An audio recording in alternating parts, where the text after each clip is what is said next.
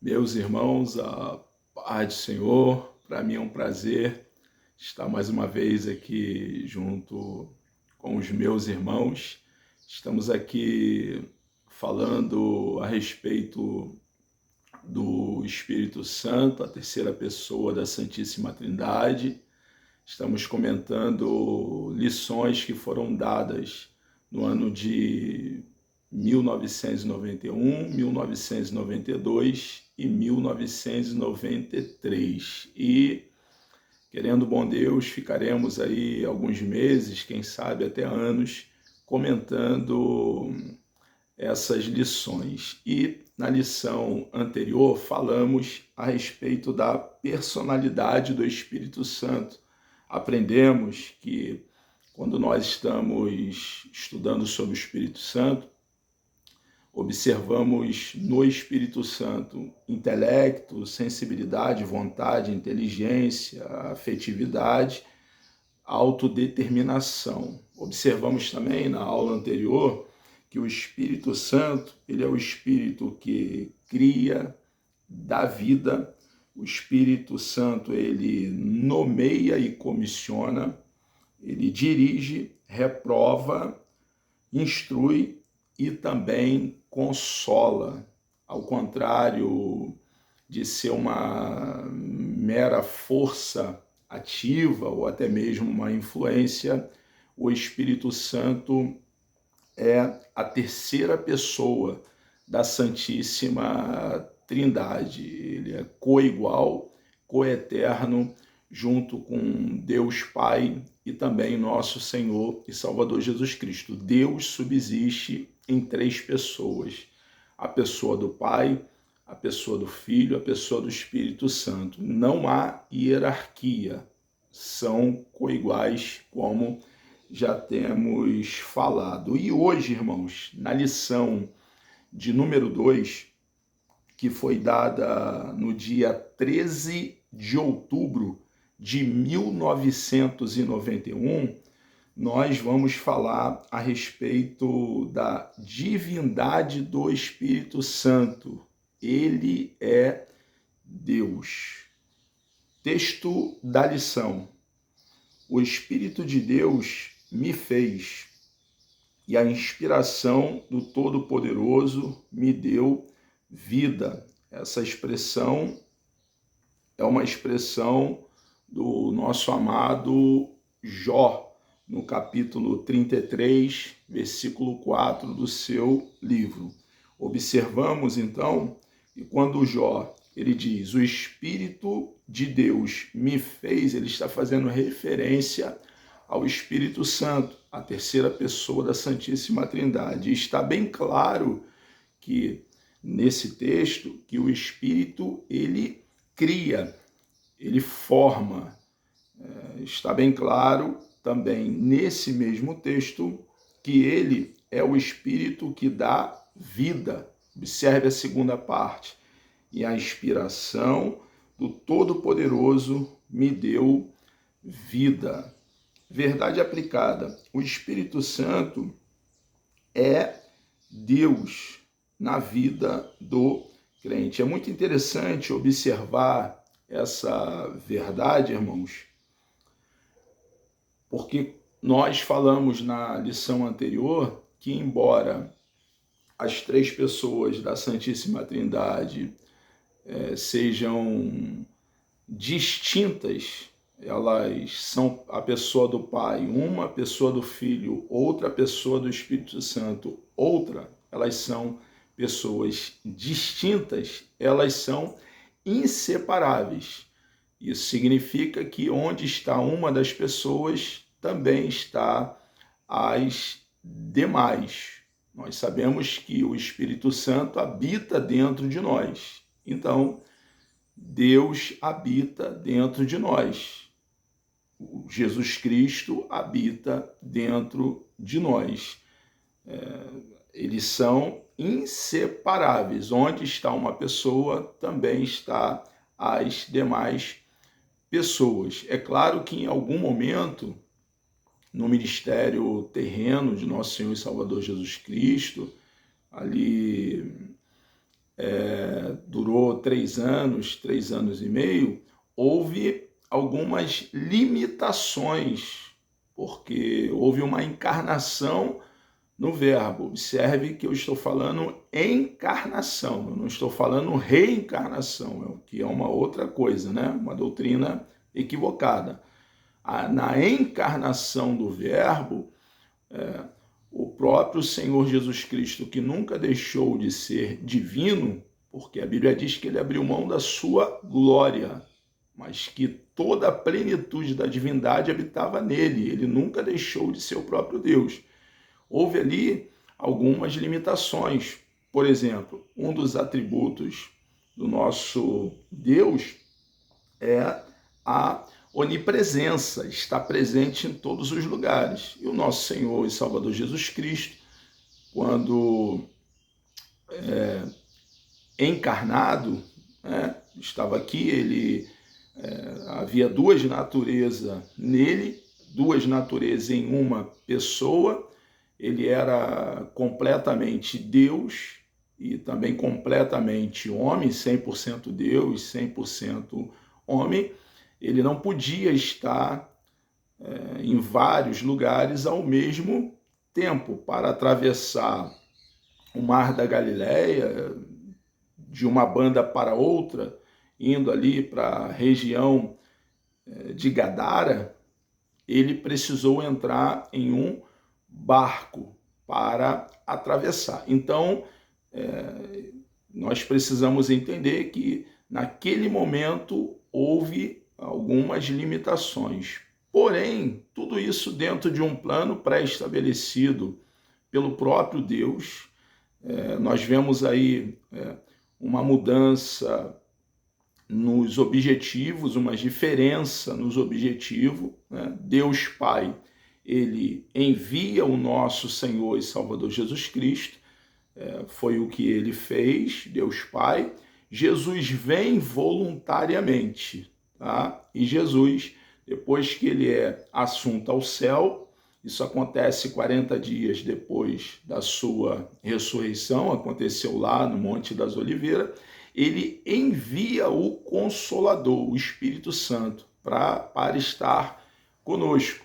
Mais uma vez observamos que eles são inseparáveis. Nosso Senhor e Salvador Jesus Cristo, ele é assunto ao céu, mas ele mesmo deixa claro para nós que ele estaria conosco todos os dias até a consumação dos séculos. Então, ele está conosco porque o Espírito Santo está conosco. A terceira pessoa da Santíssima Trindade está conosco e habita dentro de nós. Jesus está conosco até a consumação do século e também Deus Pai está conosco até a consumação dos séculos. Então, vemos aí que existe sim algumas funções que podem ser diferentes, como houve. Deus Pai envia, Deus Filho, o nosso Senhor e Salvador Jesus Cristo, que vem, como eu já falei, voluntariamente, e o Espírito Santo, ele é derramado e ele está selado para o dia da redenção. Então, há essa diferença, de missão, de algum desempenho dentro dessa missão, porém, ambos são inseparáveis. Onde está uma pessoa, está as demais pessoas. Então, irmãos, nós observamos que o Espírito Santo, ele é Deus na vida do crente. Ele habita dentro de nós. Ele passa a habitar o dia que nós abraçamos a causa do cristianismo. Objetivos da lição. Primeiro, identificar o Espírito de Deus como divindade. Nós vamos observar no decorrer dessa aula que vai ficar claro que o Espírito de Deus, ele é divino. Observe que no decorrer da história, os homens fizeram para si muitos deuses. Baal, Dagon, Acera, Moloque. Ali no Novo Testamento tem Artemis. Então nós observamos que os homens fizeram para si muitos deuses, porém esses deuses são vaidade, entendendo a palavra vaidade, a definição no hebraico e a alusão que a Bíblia faz à palavra vaidade. Eles são vazio, eles são oco, eles são fruto de uma mente de um homem em estado de queda. Eles não são divinos, são pseudo-divindade. Tem boca e não fala, nariz e não cheira, ouvido não ouve, olhos têm, mas não enxergam e não podem intervir, apalpar.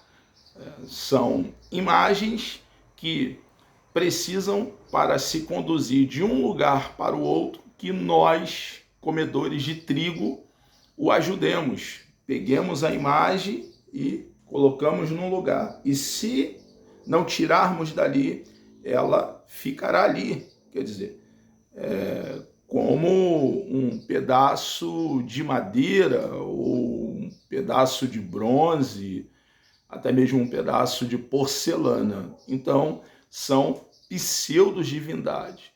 O Deus eterno, ele criou os céus, a terra e o mar.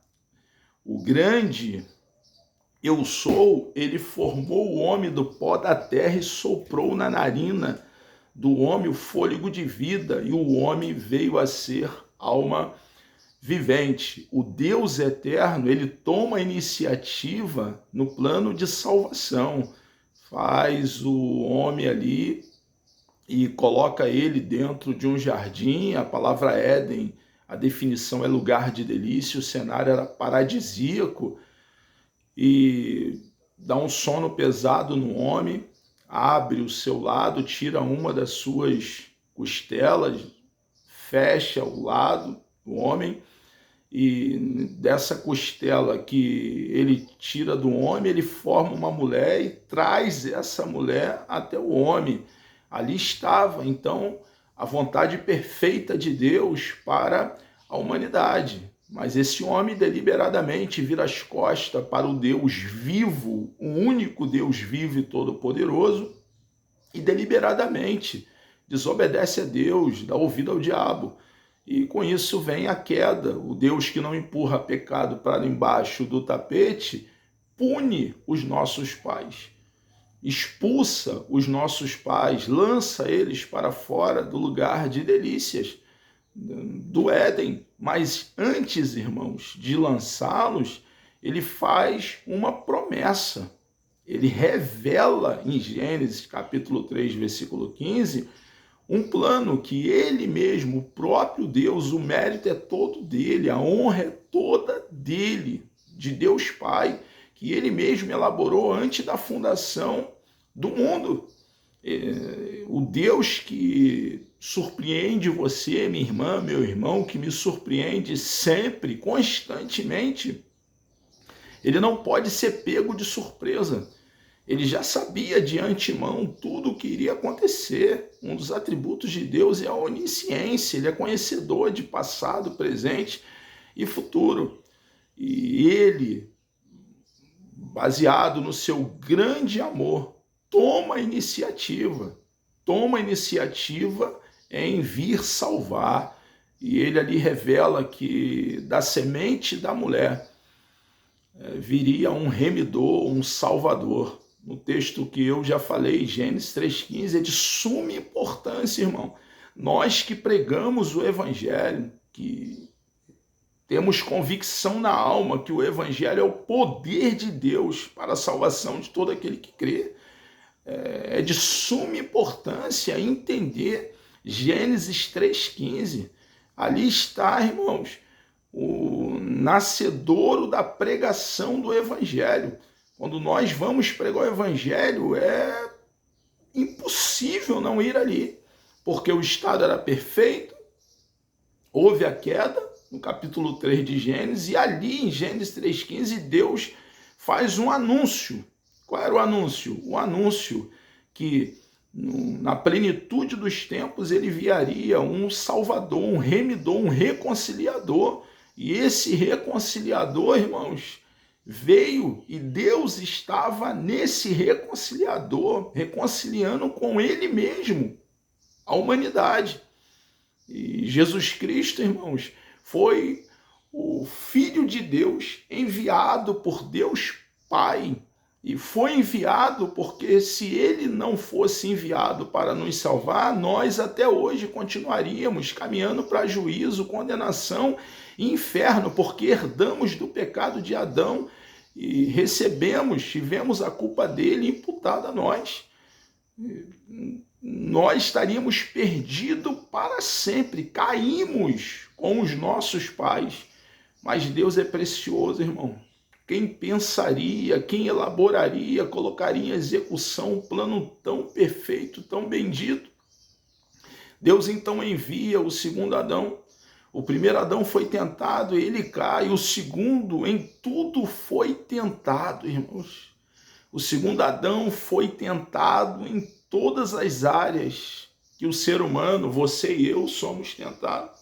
Mas ao contrário do primeiro Adão, o segundo Adão não pecou.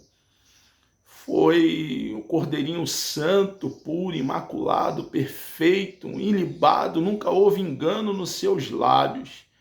E às vezes pensamos, por que ele, mesmo sendo puro, o eterno Filho de Deus, a segunda pessoa da Santíssima Trindade, é crucificado naquela cruz, naquela pequena colina chamada Gólgota, que na ocasião ficava do lado de fora da porta dos muros de Jerusalém.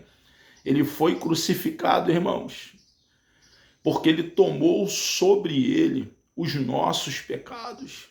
Os nossos pecados. A morte dele foi vicária em lugar de outrem, em teu lugar, no meu lugar. Não se paga pecado com pecado. Justamente é o motivo que não poderia ser um de nós, porque depois da queda de Adão não houve um justo sequer. Houve grandes homens de Deus, Enoque, Noé e muitos outros, porém todos pecadores, nasceram de uma semente pecaminosa e para fazer quitação de dívida, quitar a dívida que a humanidade tinha com Deus, precisava ser um sangue puro, não contaminado. E o sangue da humanidade, esse sangue aqui, o sangue da humanidade está contaminado, é um sangue maculado pelo pecado. Então, por isso que Deus envia nosso Senhor e Salvador Jesus Cristo, um sangue puro, rico de veias preciosas, e derramou todo o seu sangue, aspergiu o seu sangue lá naquele madeiro. E hoje, irmãos, nós temos direito à vida eterna. A vida eterna está em Cristo. O mérito, a honra, a glória pertence toda a Ele. Ele voluntariamente veio, capacitado foi no seu ministério público. Ali fica bem claro, já no início, quando o Espírito de Deus desce em forma corpórea como uma pomba, esse mesmo Espírito, a terceira pessoa da Santíssima Trindade, qual iremos falar hoje sobre a sua divindade, desce sobre ele no poder do Espírito de Deus, irmãos, deixando o exemplo que nós precisamos de poder, dotação de poder, para cumprir o nosso chamado, o nosso ministério, para pregar o Evangelho, irmãos. E alguém cheio do Espírito Santo não consegue se calar. Alguém cheio do Espírito Santo se põe, assim como o pescador Pedro, a testemunhar. E a nossa mensagem é a mensagem do Evangelho, é a boa notícia de salvação. Meu amigo pecador, meu amigo distanciado de Deus, Deus tem um grande plano na tua vida, assim como Ele fez na minha, na vida de milhões e milhões de pessoas que hoje são cristãos, seguidores de Cristo, que amam a Cristo, buscam agradá-lo diariamente, Ele também quer fazer na tua vida. Se essa palavra está penetrando a tua alma, e espero que esteja, que o Espírito de Deus esteja te dando vida, fazendo você estar percebido e atento à mensagem do Evangelho, porque é Ele mesmo que toma a atitude na salvação e é Ele que arranca as escamas dos nossos olhos para nos dar a oportunidade de vida eterna, que você possa vir para Jesus. Eu não estou pregando uma religião, estou falando de uma pessoa, a pessoa sacrossanta de nosso Senhor e Salvador Jesus Cristo. Ele muda a sua vida de forma radical e te dá vida eterna. Sem dúvida, Ele vai te abençoar em todas as áreas da tua vida, mas eu estou falando de vida eterna, passar a eternidade com esse Deus bendito e precioso que tanto fez por nós, tem feito e continuará fazendo. Então, a pessoa do Espírito Santo, ele é o próprio Deus, e nós vamos identificar essa verdade aqui no decorrer da lição. Segundo objetivo da lição, ter convicção que Deus está no crente pelo seu Espírito, não sendo possível negá-lo. Então é uma verdade que o Espírito Santo, ele habita dentro de cada um de nós cristãos. É interessante aqui, irmãos, que as revistas nesse período, né, são anos bem aí para trás, passados, havia algumas mudanças. O texto áureo era texto da lição. Objetivo da lição, hoje são 3, naquela época eram 2. Então eu estou aqui, né, sendo fiel, seguindo aqui a estrutura da lição. Texto de referência, Salmo 139, 7, Lucas, capítulo 1, versículo 35, Romanos 15, 19, 1 Coríntios, capítulo 2, versículo 10 e Hebreus, capítulo 9, versículo 14. Assim nos diz o texto sagrado: para onde me irei do teu espírito? É o salmista, tá? Falando no Salmo 139, versículo 7. Ou para onde fugirei da tua face? Isso fala da onipresença do Espírito Santo. Lucas 1, 35. E respondendo o anjo, disse-lhes: descerá sobre ti o Espírito Santo, e a virtude do Altíssimo te cobrirá com a sua sombra. Foi quando o anjo apareceu àquela donzela, Maria, e fez ela tomar conhecimento que no seu útero seria gerado o Salvador, o Messias, o descendente da mulher que foi prometido em Gênesis capítulo 3, versículo 15, como nós já acabamos de aludir. Então aqui o anjo está dizendo para ela que desceria sobre ela o Espírito Santo e a virtude do Altíssimo a cobriria. Então nós observamos ali que o Senhor Jesus Cristo, ele foi gerado por obra do Espírito Santo. A concepção do nosso Salvador dentro do útero da donzela Maria foi um milagre.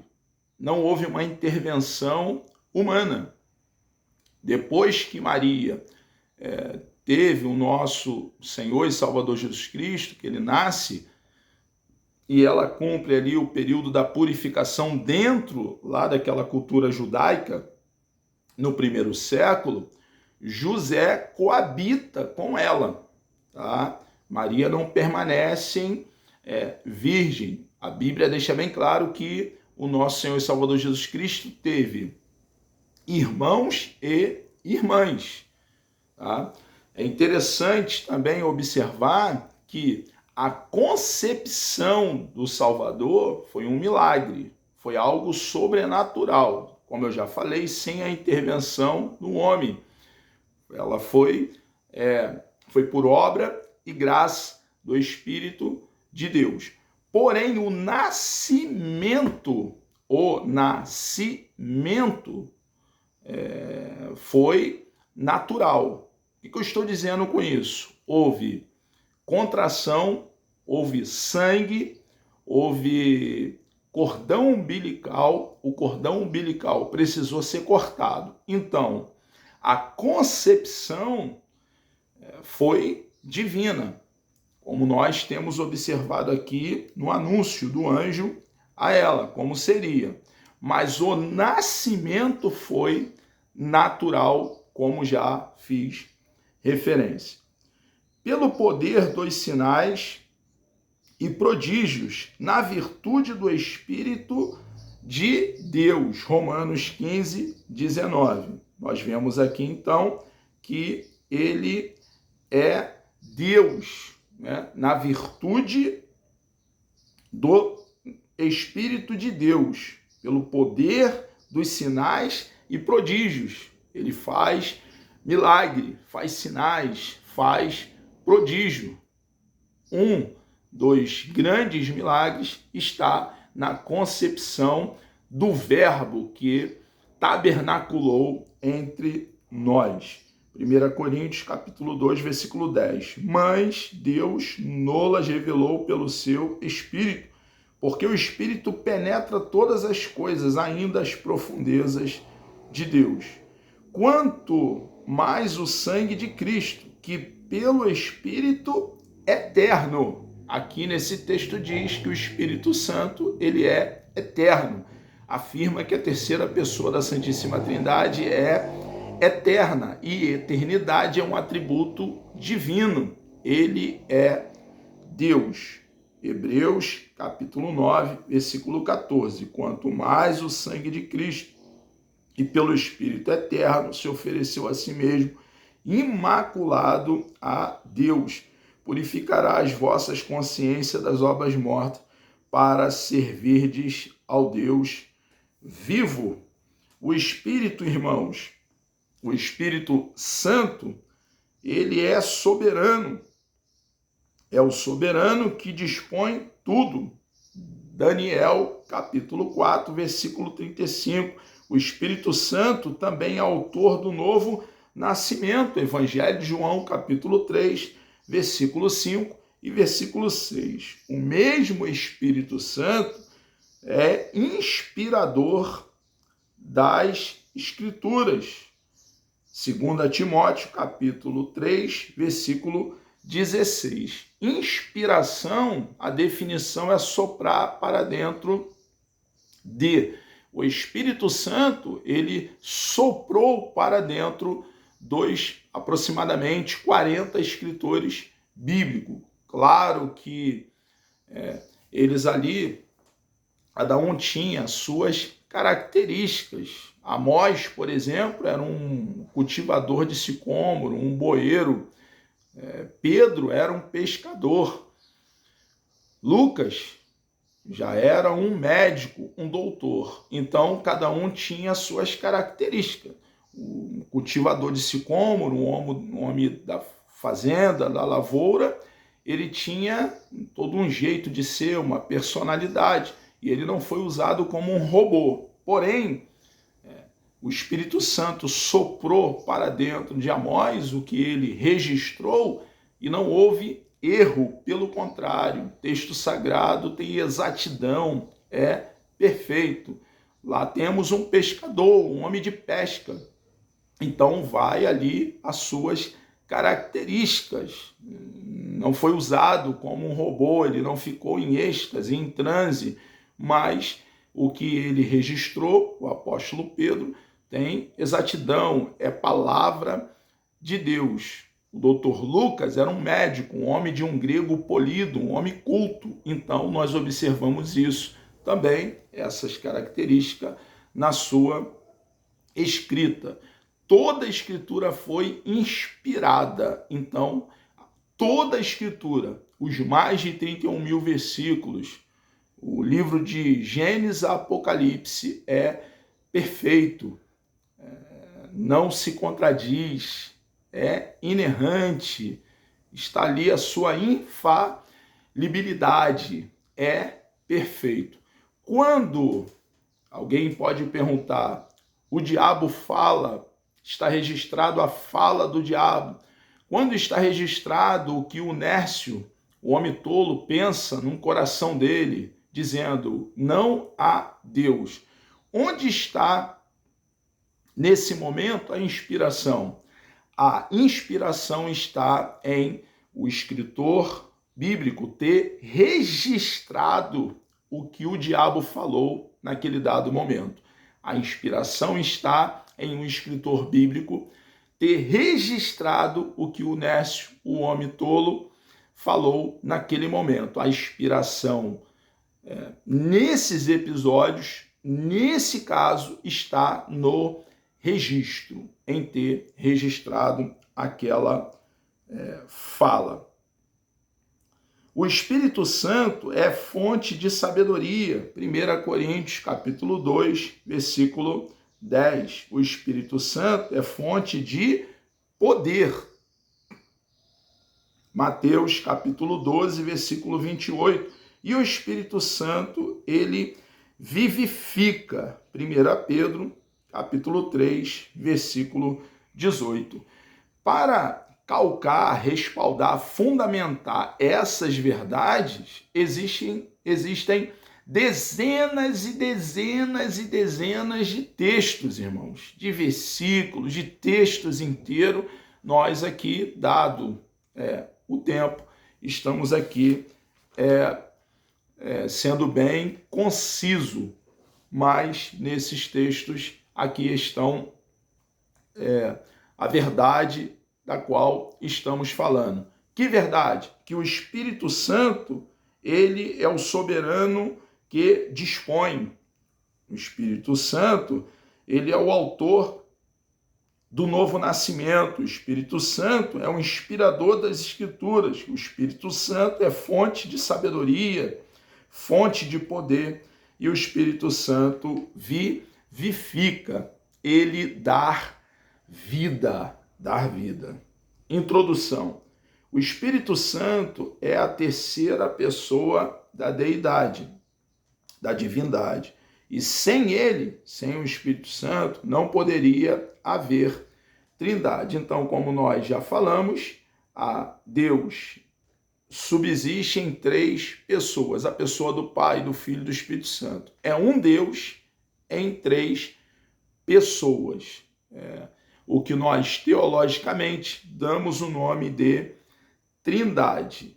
Não é um nome bíblico, não aparece na Bíblia, não aparece na Bíblia, mas a verdade, a doutrina está no texto sagrado. Não é porque o nome teológico não aparece lá que ela não exista.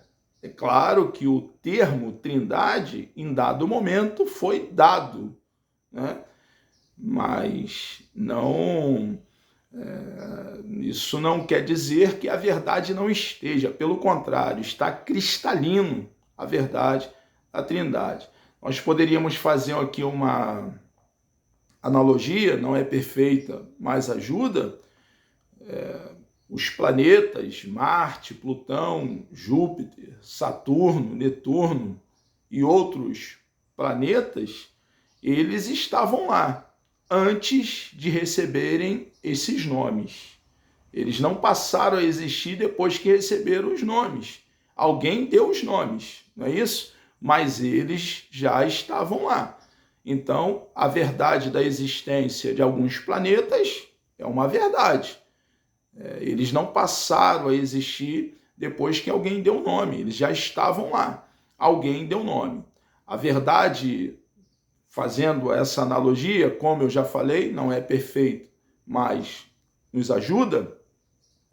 A verdade da doutrina da Santíssima Trindade é uma verdade incontestável, embora, claro, saibamos que alguém queira contestar, mas é uma verdade bíblica, é uma doutrina bíblica que não vai mudar. Por isso que eu estou falando que é doutrina, não é costume que, no decorrer do tempo, muda, né? Costume meramente humano, não. É uma doutrina bíblica, uma doutrina de Deus.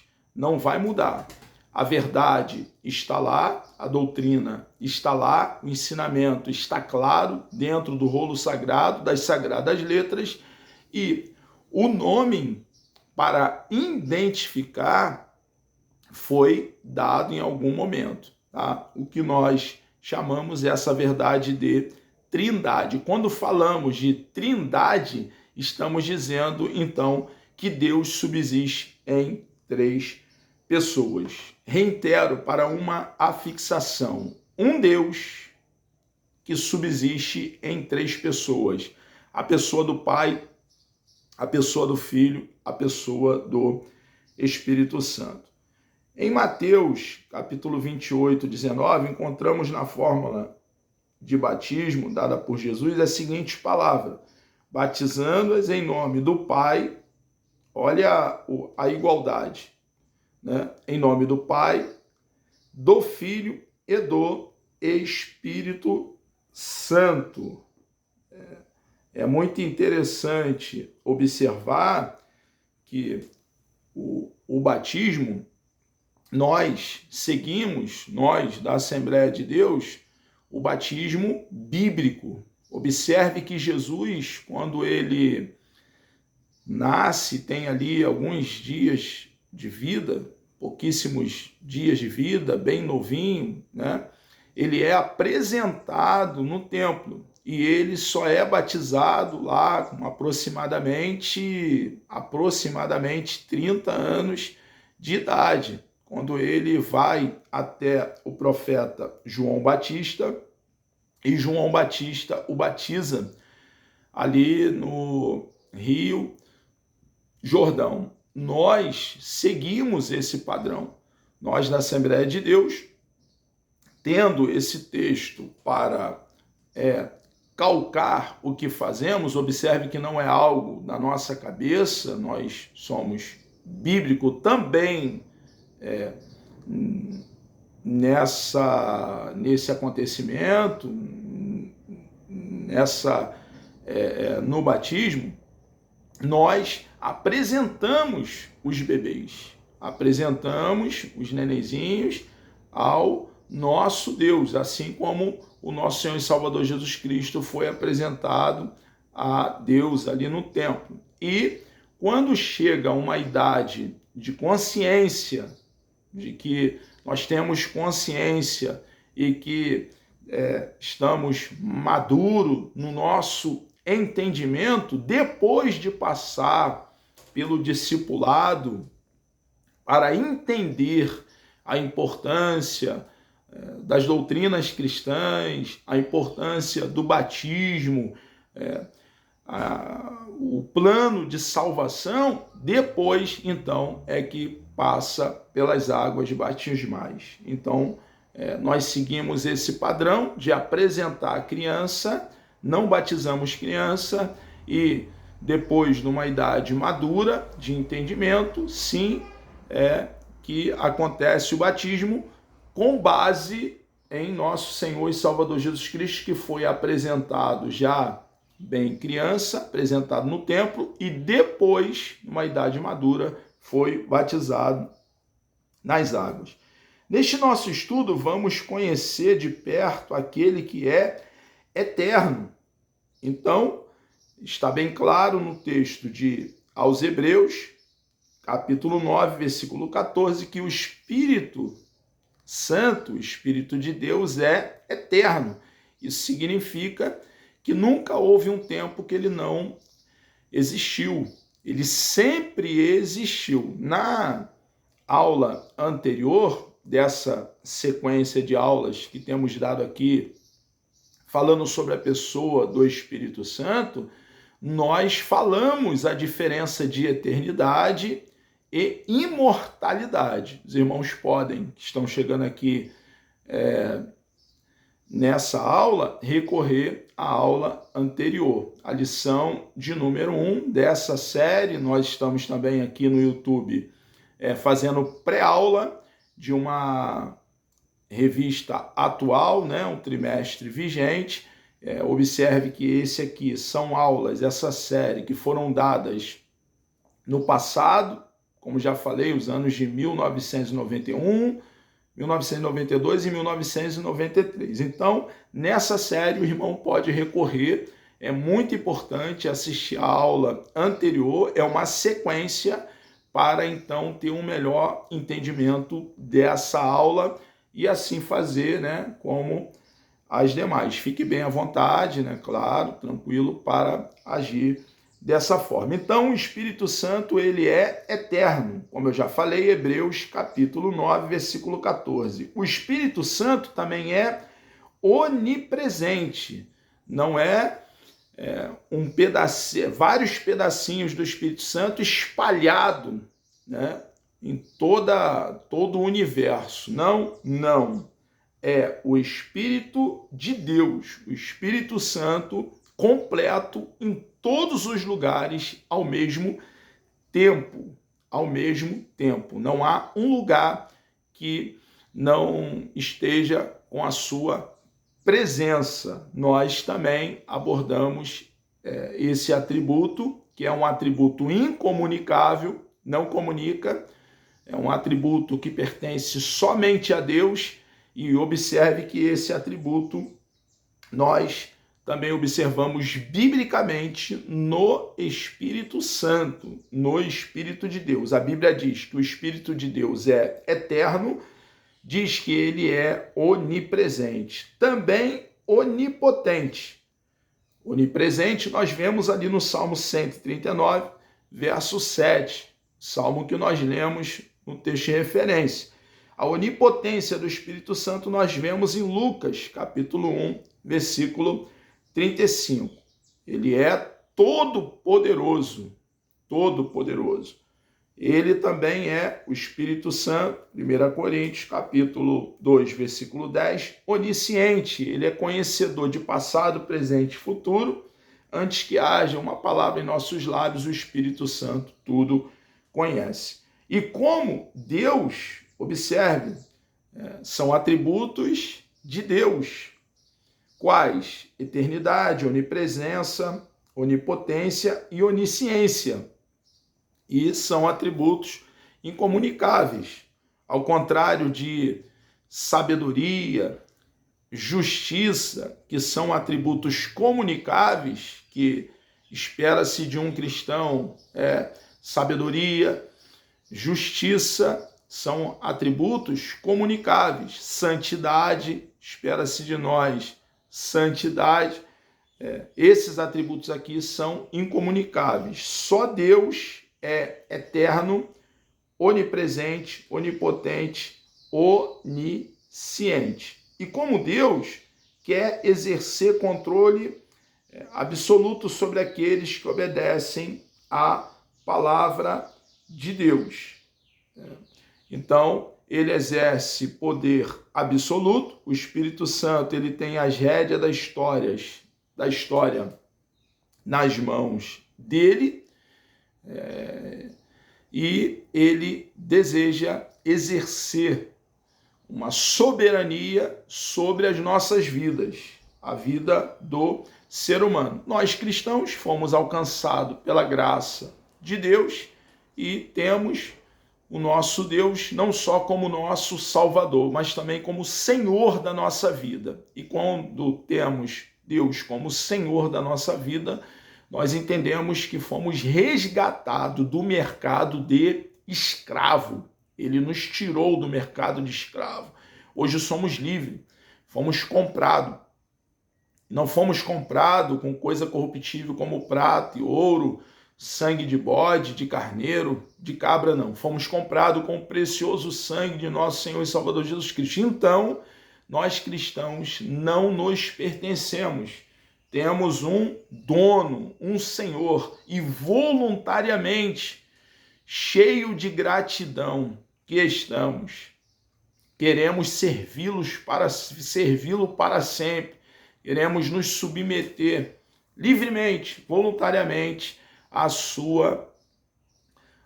seu governo, ao seu norte. E o Espírito Santo, ele é o único que pode, assim como fez com nós, cada um de nós que hoje somos cristãos, fazer, convencer, atuar na vida daquele que não tem ainda o nosso Senhor e Salvador Jesus Cristo.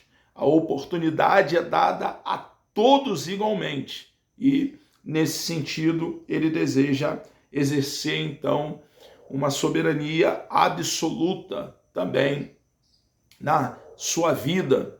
Você que ainda não abraçou a causa do cristianismo. Nós, assembleanos, somos de escola arminiana e nós entendemos que a doutrina que a graça pode ser resistida é uma doutrina mais coerente com as verdades bíblicas. Então, o ser humano é dotado de poder de escolha, de decisão, livre-arbítrio e pode resistir à graça de Deus. Então, nesse sentido, quando ele coloca aqui, eu estou ponderando o que ele colocou, o Espírito de Deus deseja exercer controle absoluto sobre aqueles sobre nós, aqueles que obedecem à palavra de Deus, e ele deseja exercer controle também sobre aqueles que não o conhecem ainda. E por isso que nós, cristãos, estamos aqui pregando a palavra de Deus, pregando. Você que nos ouve hoje, não endureça o seu coração. O Evangelho mudou radicalmente a nossa vida. Somos pecadores? Sim, se dissermos que não temos pecado, não há verdade em nós. Mas existe uma diferença, e essa diferença é percebida na vida de cada cristão genuíno, porque fomos chamados das trevas para a luz.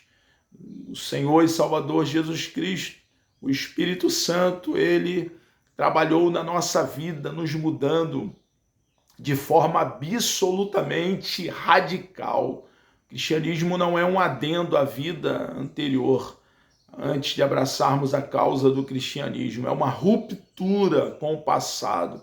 Houve em nós uma morte e houve em nós uma ressurreição. O mesmo poder que deu vida ao nosso Senhor e Salvador Jesus Cristo, fazendo ressurgir dentre os mortos, atuou em nós na regeneração, no novo nascimento. E assim como aconteceu conosco, Deus deseja também que aconteça com você, meu amigo não cristão, não salvo em nosso Senhor e Salvador Jesus Cristo.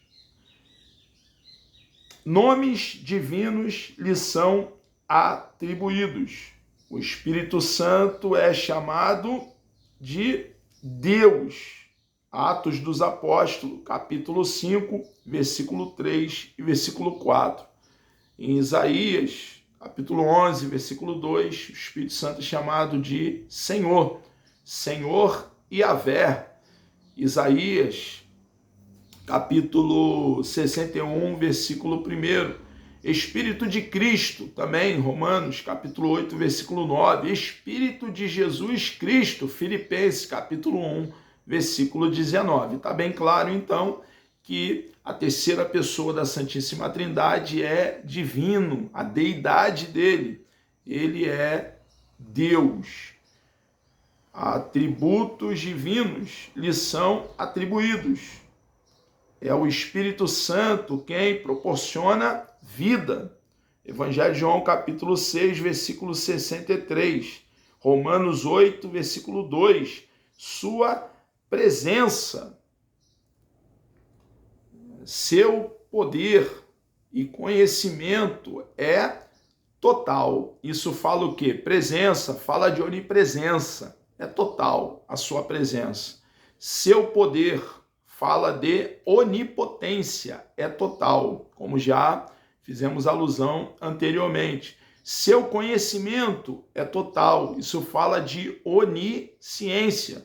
Observamos nos Salmos 139, versículo 7, Lucas capítulo 1, versículo 35, Evangelho de João 14, versículo 26. A santidade lhe é atribuída, Romanos capítulo 1, versículo 4. Também a justiça, ele é a justiça nossa. Ele é o Espírito justo. Isaías, capítulo 4, versículo 4. A pureza, Mateus, capítulo 3, versículo 10 e versículo 12. E a verdade, ele é a verdade. Ele é o padrão, ele é o aferidor, a verdade. Evangelho de João, capítulo 14, versículo 17, capítulo 15, versículo 26, capítulo 16, versículo 13 e primeira carta do apóstolo João, capítulo 5, versículo 6. Obras divinas são por ele realizadas. Observamos que obras feitas por Deus Pai, pelo Espírito Santo, são realizadas. A criação, lá está o Espírito pairando sobre as águas. Ele está lá já no início, porque ele é eterno, de eternidade a eternidade. Vemos na criação, Gênesis capítulo 1, versículo 2, livro de Jó, capítulo 33, versículo 4, ainda no livro de Jó, capítulo 26, versículo 13, Salmos 104, versículo 30, transmissão de vida, o Espírito Santo, ele transmite vida, Gênesis capítulo 2, versículo 7, Evangelho de João, capítulo 3, versículo 5 e versículo 8. Autoria da profecia divina também. Ele é o autor da profecia divina. O Espírito Santo. 2 de Pedro, capítulo 1, versículo 21. Atos dos Apóstolos, capítulo 28, versículo 25 ao versículo 27. Sua pessoa é associada à do Pai e do Filho. Nós vemos então que há uma associação do Espírito Santo, ele é mencionado em pé de igualdade com a pessoa do Pai e a pessoa do Filho. Ele é a terceira pessoa da Santíssima Trindade. Como eu já fiz referência, mas para uma afixação, não há hierarquia, são co-iguais. Não é a pessoa do Pai, do Filho e do Espírito Santo. Não, é a pessoa do Pai, do Filho e do Espírito Santo. Estão em igualdade. Sua pessoa é associada a do Pai e do Filho, na grande comissão. Lá está, na administração da igreja. 1 Coríntios, versículo 12, capítulo 12 de 1 Coríntios, do versículo 4 ao versículo 6, também na bênção apostólica, 2 Coríntios, capítulo 13, versículo 13. Nós vemos então ali na grande comissão, Mateus 28, capítulo 28, versículo 19.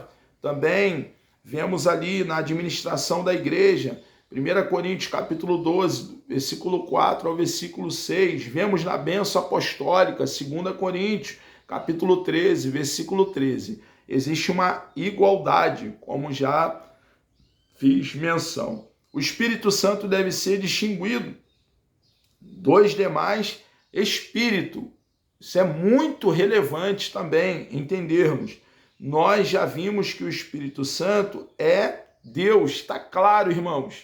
Aqui estamos deixando de falar diversos, dezenas e dezenas de versículos para fundamentar cada uma dessas verdades. Estamos usando 1, 2, 3 versículos, mas existe uma quantidade absurda de versículos para calcar essa doutrina.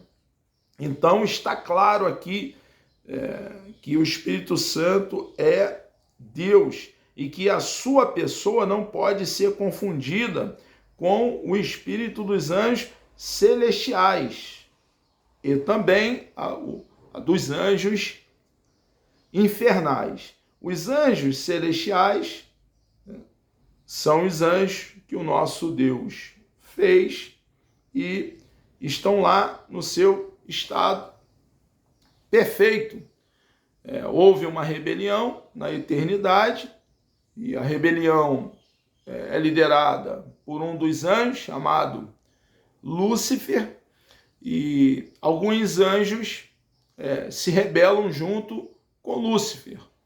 Nesse momento, aqueles que permanecem com Deus, não se envolvem nessa rebeldia, né, contra Deus, nessa rebelião contra Deus, eles são selados nesse estado. Não existe hoje mais uma oportunidade de um anjo de Deus se rebelar, porque nesse momento, nesse acontecimento, os anjos que permaneceram do lado de Deus, nessa rebelião na eternidade, no céu, eles foram selados nesse estado. Agora, muitos anjos, eles foram expulsos junto com Lúcifer da eternidade. E a Bíblia vai falar desses anjos, que nós usamos o termo anjos caídos, que eles estão em prisões eternas, aguardando até o dia do juízo. A Bíblia fala sobre isso. A gente entende, estudando, sabe que alguns acreditam que os anjos decaídos são os demônios hoje, tá? Porém, não vejo coerência bíblica nesse ensinamento. Vejo mais coerência que, como a Bíblia diz, que os anjos decaídos estão em prisões eternas, aguardando até o dia do juízo, esses anjos decaídos estão lá, onde a Bíblia diz que eles estão. Os demônios são uma outra qualidade, que são demônios, não são anjos decaídos, eles são espíritos desprovidos de corpo, aceitam até corpo de animais para habitar, e muitos podem habitar em um só corpo. Nós vemos aí, por exemplo, um corpo humano, um homem que havia ali na região de Gadara uma legião de demônios dentro da milícia romana. Uma legião fala de aproximadamente 6.000 soldados. Alguém pode até colocar menos um pouco na quantidade de soldado, mas se fala em aproximadamente 6.000 soldados. Observando esse mesmo termo com relação a demônios, acreditamos que é possível que tivesse ali aproximadamente 6.000 demônios dentro de um só corpo, o corpo daquele homem que, como eu já falei, estava ali na região de Gadara. A Bíblia fala da existência dos demônios? Fala, é claro. Mas não fala da sua origem. E nós devemos, quando a Bíblia falar muito, falar pouco, quando ela não falar nada, não falarmos nada. Então, vejo mais coerência que esses demônios não são os anjos que não guardaram o seu primeiro estado, né? Porque estes anjos decaídos estão, como eu já falei, prisões eternas. A Bíblia fala sobre isso, né? Guardado até o dia do juízo. E os demônios, sim, os demônios, eles adentram o corpo do ser humano e aceitam, como eu já falei, até entrar em corpos de animais. Então, dentro dessa visão, que entendo ser uma visão mais coerente, anjos decaídos é uma coisa e demônios são outras. Mas a Bíblia fala, e nós não podemos confundir, que existem espíritos de anjos celestiais, são os anjos que são nossos conservos, os anjos enviados por Deus ao nosso serviço. Não devemos adorar anjo. É proposital o que eu estou falando, é conservo nosso. Não devemos adorar anjo, tá? A adoração é somente ao Senhor nosso Deus. Então tem os espíritos dos anjos celestiais, tem os anjos infernais, né? Ele coloca aqui, e com os espíritos dos homens também, não podemos confundir.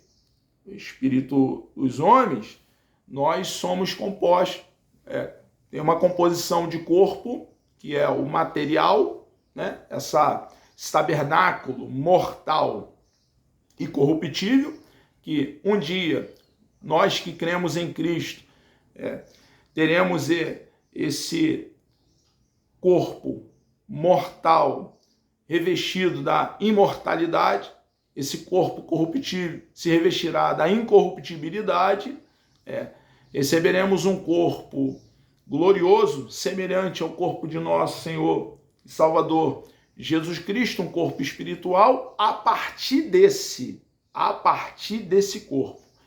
Eu gosto muito de, quando falo sobre esse assunto, pensar quando nós éramos criança, estávamos ali no jardim A, jardim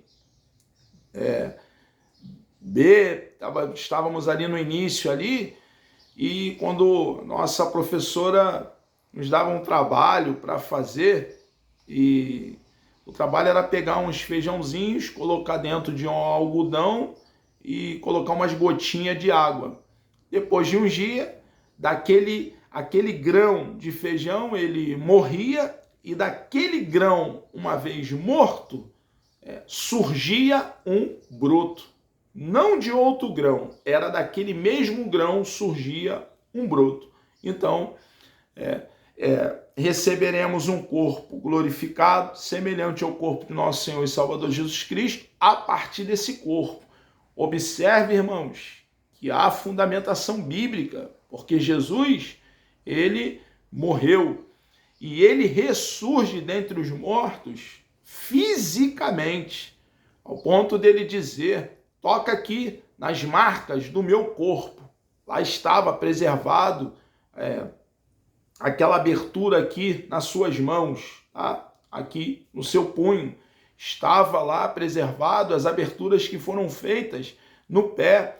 Jesus, ele toma, se alimenta de mel, de peixe, depois da sua ressurreição. Então a ressurreição foi física, porém, ele ressurge, a ressurreição é física, porém em um corpo glorificado. O corpo foi a partir daquele, e lá estava preservado o que fora feito, o que o levou à morte, porque ele morreu naquele madeiro, naquela cruz, crucificado. Lá estava. Ele, agora, depois de ressurreto, se alimentou. Porém, não havia mais as mesmas limitações. Lá estavam os discípulos, dentro de um ambiente fechado, não precisava mais abrir as portas para Jesus entrar. Ele entrava, né, de imediato. Então, embora a ressurreição fosse física, não havia as mesmas limitações que antes. Então, nós receberemos também um corpo glorificado a partir desse corpo no arrebatamento da igreja, quando o nosso Senhor nos arrancar aqui dessa terra. Então, nós, hoje, nós somos compostos de corpo, essa forma material, de alma e de espírito. A alma e o espírito, embora sejam distintos, eles são inseparáveis. Onde está a alma, também está o espírito. São inseparáveis. Então, a Bíblia fala também do espírito do próprio homem, e nós não devemos confundir. É o que o nosso professor aqui, o nosso comentarista, traz para nós. O Espírito Santo deve ser distinguido dos demais espíritos. Nós já vimos que o Espírito Santo é Deus, que a sua pessoa não pode ser confundida com o espírito dos anjos celestiais, os que guardaram o seu primeiro estado, confundido com os dos anjos infernais ou com o dos espíritos dos homens. Então, quando estudarmos a palavra de Deus, devemos ter essa cautela para entender, quando aparecer a palavra espírito, de que espírito está fazendo alusão àquele determinado texto.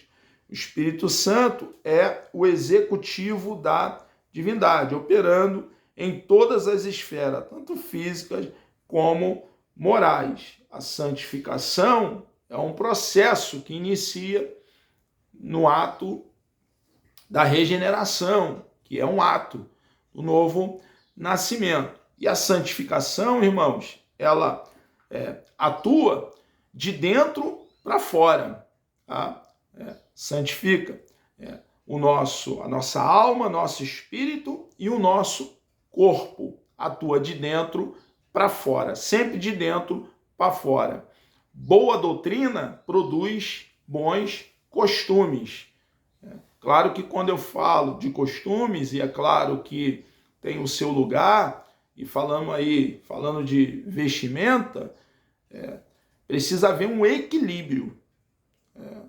A coisa, se não colocarmos água na planta, a planta morre. Se colocarmos água em demasia na planta, a planta morre igual. Então, roupa fala de equilíbrio.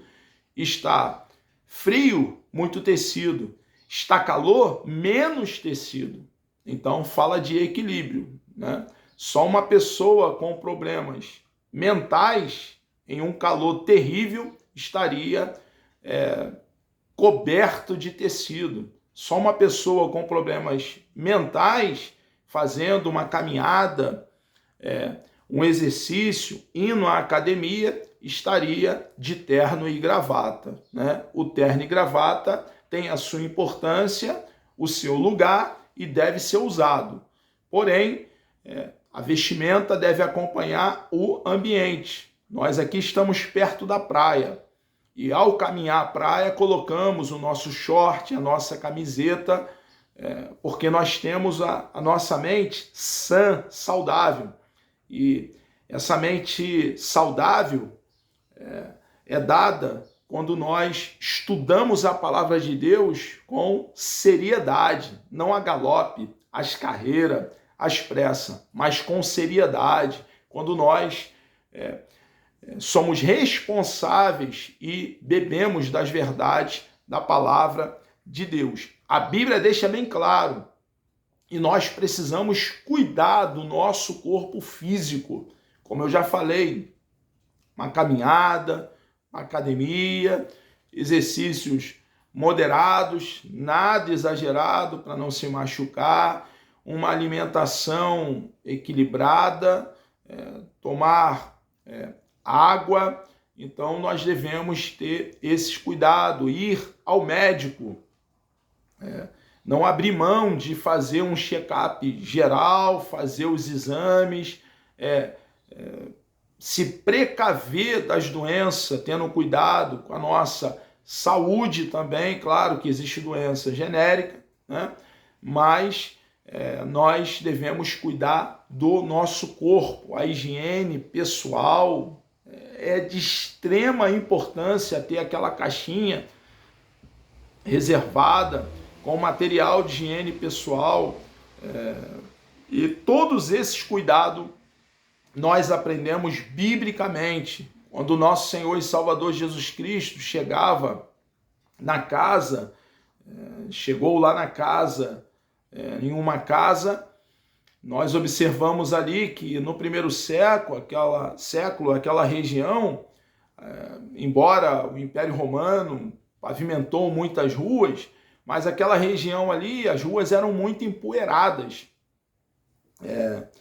Havia um trânsito de animais ali, jumento, burro, camelos ali, era um meio de locomoção deles, e eles usavam mais alparcas, umas sandálias, algumas tiras de couro meio aberta, e quando chegava em uma casa, isso fazia parte da cultura, o pé estava muito sujo, né, empoeirado e com dejetos também de animais, porque pelo trânsito dos animais havia muitos dejetos de animais nas ruas.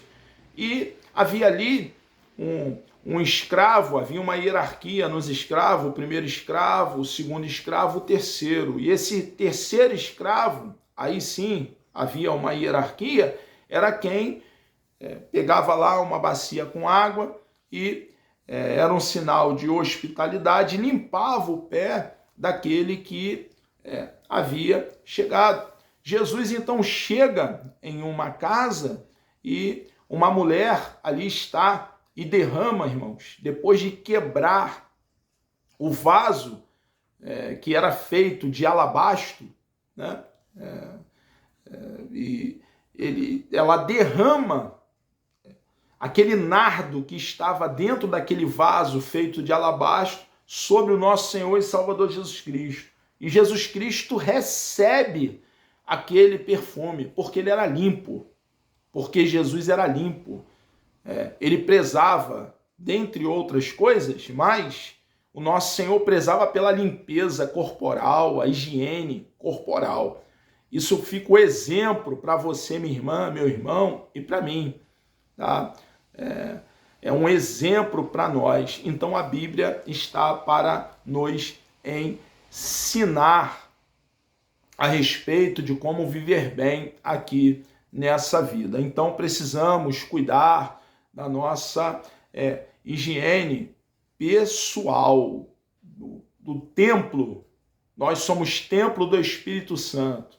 Nós somos santuários do Espírito Santo. Precisamos então cuidar do santuário. O Espírito Santo é aquele que opera em todas as esferas, tanto física como morais. O Espírito Santo, ele então atua de dentro para fora e nos dando o equilíbrio certo, né? A dosagem certa nas nossas ações, em nossas vidas e na vida dos nossos semelhantes. O Espírito na nossa vida e como nós agimos com o nosso semelhante, né? Existe um equilíbrio nas ações. O Espírito Santo pode ser, ele, né? É o Espírito quem convence o homem do pecado, da justiça e do juízo. O homem, irmãos, assim, o homem pecador, longe de Deus, como nós um dia estávamos, só pode ser convencido do pecado, da justiça e do juízo e da condenação do inferno pelo Espírito Santo. Só o Espírito Santo pode convencer o ser humano. Nenhum homem, nenhum de nós cristãos temos esse poder. Nós somos vaso de barro e somos chamados a pregar o Evangelho e pregar no poder do Espírito Santo. Mas quem faz a obra naqueles que nos ouvem, quem abre os ouvidos daquele que nos ouve, faz eles nos dar atenção e crédito à palavra que está sendo pregada na unção do Espírito, quem faz esse convencimento não sou eu. Quem faz o convencimento é o Espírito Santo. Ele que atua na questão da persuasão. Somente ele tem esse poder. Como dizia Calvino, ele ensinava que só o Espírito Santo pode dar vida ao pecador. E só uma vez o pecador recebendo vida de Deus, ele pode então vir para Deus. Como dizia o nosso amado Armínio, só o Espírito de Deus pode dar capacitação ao pecador ou dar iluminação ao pecador. Ambas as escolas, ou a escola calvinista, ou a nossa, que é a escola da Assembleia de Deus, a escola arminiana, deixa bem claro que a iniciativa é de Deus. É Deus quem faz. É Deus quem dá o primeiro passo em direção ao pecador. Esse homem não busca Deus. É Deus quem busca o homem. Nós o amamos porque a Bíblia diz assim, a Bíblia não mente. Nós o amamos porque ele nos amou primeiro. Então, ele vem, ele atua, ele faz. E nós, né, como cremos que a graça pode ser resistida, resistimos à graça de Deus e desprezamos a graça de Deus ou abraçamos a graça de Deus. Mas o mérito é todo dele, pertence para sempre a ele, ao Espírito de Deus. O Espírito Santo, quem convence, é ele. Convence um homem do pecado, da justiça e do juízo. Somente ele pode trabalhar e convencer o ser humano. O espírito do homem, como nós já fizemos referência, é aquilo que faz um homem diferente de todas as demais coisas criadas. Nós, seres humanos, fomos criados do pó da terra. Claro que eu estou fazendo referência ao nosso papai Adão, criado do pó da terra, e o próprio Deus soprou em suas narinas o fôlego de vida. E o homem, então, veio a ser alma vivente. Então, existe um jeito especial de fazer o homem. O próprio Deus forma o homem do pó da terra e sopra na sua narina o fôlego de vida, e o homem, então, tornou-se ou veio a ser alma vivente. Já os animais, o Senhor fez os animais. Fez através do poder da sua palavra. Haja e ouve. Então, somente nós temos um espírito e uma alma imortal, diferente dos animais que têm o que nós chamamos, teologicamente, os animais têm alma mortal. Quando os animais morrem, ele morre e acabou. Tem alma mortal. Nós temos uma alma ligada a um espírito. Como eu já falei, são coisas distintas, porém, são coisas inseparáveis, imortais. Né? Nós temos a imortalidade na nossa alma e no nosso espírito. O espírito do homem é aquilo que faz um homem diferente de todas as demais coisas criadas. É dotado de vida humana. Nós somos dotados de inteligência, capacidade de escolha, capacidade moral. Então, isso nos difere dos animais. Em distinção da vida animal, os animais têm alma e não têm espírito. Como já acabei de fazer referência, nós temos a consciência de que os animais têm alma, nós chamamos de alma mortal. Eles morreu, acabou. Temos aqui vários versículos bíblicos. Zacarias capítulo 12, versículo 1, Romanos capítulo 1, versículo 9, 1 Coríntios capítulo 14, versículo 14, 1 Tessalonicenses capítulo 5, versículo 23. Feliz é o crente que abriga o Espírito de Deus em seu espírito. Essa atuação do Espírito de Deus é no nosso espírito.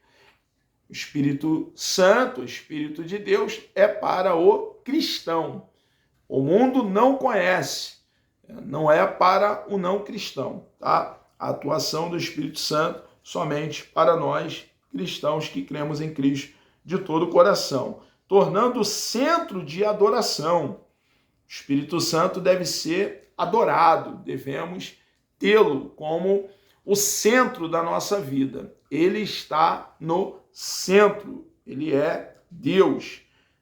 Nossas orações, cântico e bênção, devemos orar. O Espírito Santo intercede por nós junto a Deus Pai com gemidos inexprimíveis. O Espírito dos anjos Os anjos são seres criados e descritos como espíritos dotados com capacidade para se movimentarem com rapidez incrível e não limitado às condições físicas naturais. Então, nesse sentido, os anjos eles têm essa velocidade no movimento, né? Não tem essas limitações que nós temos. Eles também são muito mais, têm muito mais informações que nós, porque eles, embora tenham sido criados, foram criados há milênios e milênios passados. Então, eles vêm acumulando informação. Então, eles são criados. Observe, comentamos a diferença, né, na aula anterior.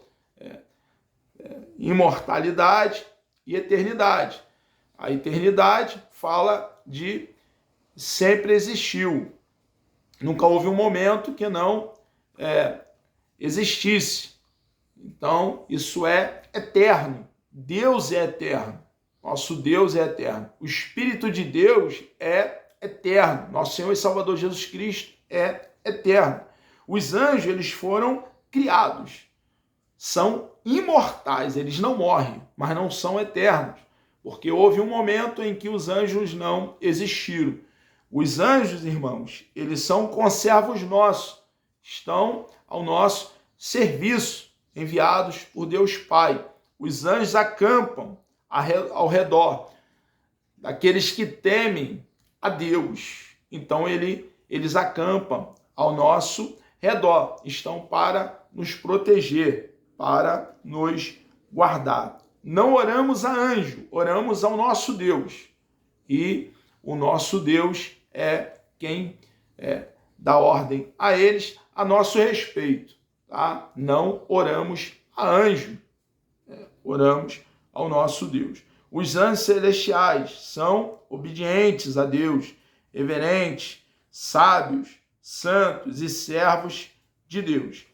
Se, irmãos, Deus tivesse dado aos anjos a responsabilidade de pregar o evangelho, coisa que ele não deu, essa responsabilidade pesa sobre cada um de nós cristãos, ide por todo mundo pregar o evangelho, mas se tivesse dado aos anjos, o que os irmãos acham que os anjos estariam fazendo nesse exato momento? Será que eles perderiam tempo com alguma outra coisa? É uma pergunta, fica uma pergunta aí retórica. Minha finalidade não é uma resposta, mas nos levar a uma ponderação. Uma pergunta para você e para mim. O que eles estariam fazendo se a responsabilidade de pregar, proclamar, anunciar as boas novas do reino, o que eles estariam fazendo nesse momento? Os espíritos maus são os que livremente seguiram a Satanás, como já falamos, sendo lançados fora do céu. Refutações à não existência do Espírito Santo. Já temos estudado que o Espírito Santo tem personalidade. Estudamos na lição anterior. Ele tem personalidade, né? Pois é dotado de inteligência, vontade e sentimentos. Ele não é uma força ativa, tá? Ele é uma pessoa, a terceira pessoa da Santíssima Trindade. Como pode o nécio dizer em seu coração? Então, tem alguns que querem negar a Deus, negar o Espírito Santo. O homem tolo, por exemplo, ele diz no seu coração, um pensamento de um homem nécio, ignorante sobre as coisas de Deus. Ele diz, não há Deus, tá? É o que o homem tolo diz em seu coração.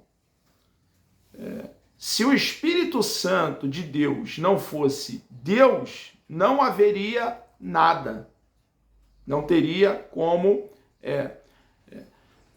não haveria criação, porque lá estava o Espírito de Deus, que é Deus.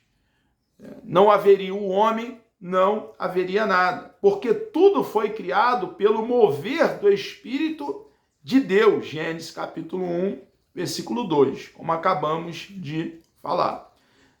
Não haveria nosso Senhor Jesus Cristo, porque ele foi formado por obra do Espírito Santo dentro do útero da donzela Maria, como já falamos,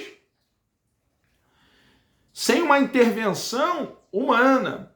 Jesus era filho de José, mas não filho biológico, era filho legal, porque Jesus veio de Deus, por obra e graça do Espírito Santo. Então, sem o Espírito Santo não haveria nosso Senhor Jesus Cristo, pois foi ele gerado pelo Espírito Santo.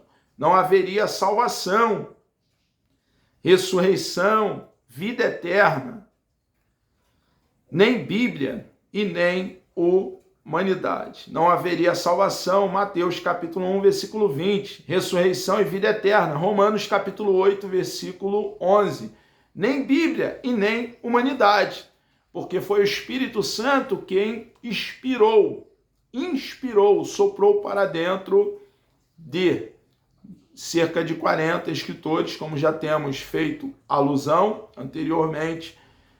Não haveria também humanidade. E muitos querem tirar o Espírito Santo das páginas da Bíblia Sagrada. Se assim o fizermos, quantas páginas sobrarão? Nenhuma. Não haverá Bíblia, né? Não haveria Bíblia se assim o fizesse. É impossível afirmar a existência do Pai e do Filho sem a pessoa do Espírito Santo. Evangelho de João, capítulo 16, versículo 13, versículo 14. Porque aquele que nega a pessoa do Espírito Santo, nega também o Pai e o Filho. Então fica claro a pessoa do Espírito Santo, a sua existência e a sua deidade. Ele é divino, que é a finalidade da lição de hoje. Sendo assim, substituir a Deus no culto e na vida prática pode significar envolver-se com práticas negativas, experiências espirituais. O homem cego, irmãos, espiritualmente, ele vai colocar outros elementos para adorar no lugar de Deus. Vai deixar Deus de lado.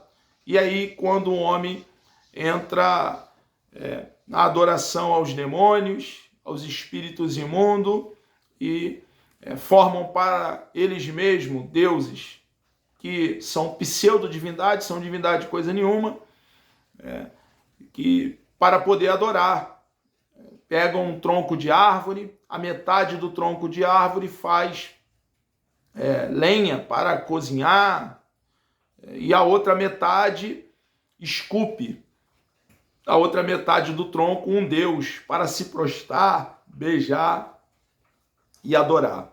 A Bíblia diz que esses deuses são vaidade. Sei que eu já fiz referência, mas a palavra vaidade no hebraico, a definição é vazio, oco. Muitas vezes a Bíblia fala sobre vaidade e está fazendo alusão às divindades feitas pelas mãos humanas. Muitas vezes faz uma comparação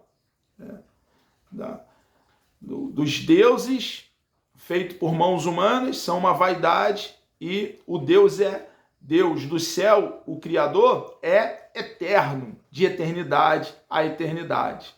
Ao contrário dele ser vazio e oco, ele é o Criador. Sem ele, sem o Deus eterno, tudo que existe não existiria. Então, o homem, quando ele despreza Deus, ele coloca alguma coisa no lugar de Deus. Por estar morto em seus delitos e pecado, morto espiritualmente, adora a criatura e despreza o Criador. Enfraquecimento, anulação da operação do Espírito Santo na vida do cristão. Precisamos, então, entender a importância do Espírito Santo. Ele é Deus, ele é Deus, ele habita dentro de cada um de nós. Meus irmãos, terminamos aqui mais uma aula dessa sequência de aulas que temos dado aqui e querendo bom Deus nos dando vida, né? Continuaremos aí numa longa caminhada adiante. Na próxima lição, a lição de número 3, falaremos sobre o Espírito Santo, o Deus que fala. Vamos orar? Deus amado, nós adoramos o teu nome, agradecemos a tua pessoa bendita, muito obrigado, ó Pai, por esse momento que o Senhor nos concedeu de estarmos aqui, ó Pai. Por favor, meu Deus, nos dê um dia abençoado na tua presença. Continue conosco, ó Pai, nos dando coragem, nos dando ânimo, força nessa nossa peregrinação. Pedimos a tua bênção, ó Pai, nesse dia. Muito obrigado, ó Pai, por poder contar com o teu carinho, o teu amor, o teu consolo, o teu refrigério. Obrigado por essa oportunidade que o Senhor nos concede de, através dos canais da rede social, poder, ó Pai, difundir, disseminar a tua bendita e preciosa palavra, a tua verdade, a verdade que nos libertou e continua libertando. Te louvamos, ó Pai, te adoramos e lhe agradecemos, em nome de Jesus.